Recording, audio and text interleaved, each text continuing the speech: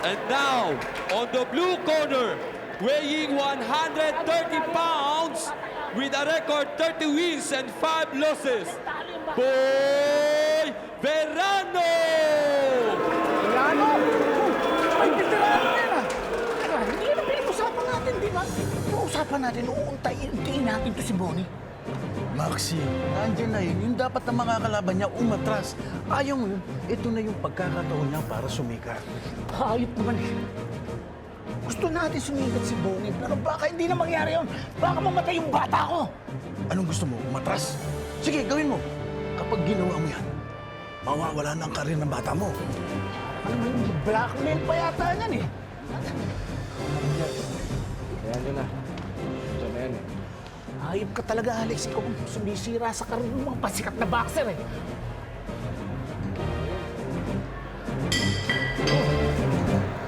Jump ah.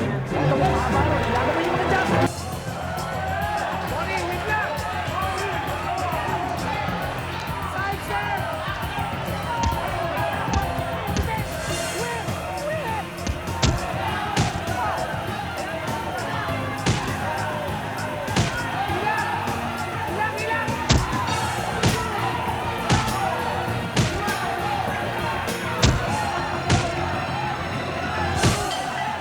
Bonnie, ano? Kaya mo ba? Hinto ko na laban.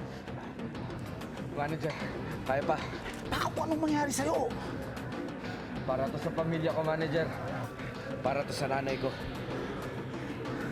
Veterano na yung kalaban mo yan. Nangangamba niya sa abroad yan eh. Nadidinig ko ang pangalan yan. Ito talaga si Alex Gago. Ito sinapak ka sa...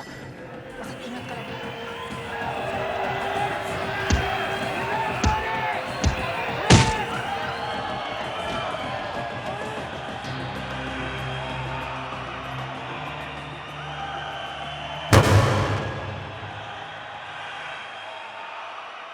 Hindi naging mapalad ang kalaban ni Bonnie sa pagboboksing. Mas pinaboran ng kanyang manager ang malalaking boksingero, kaya't napabayaan siya nito.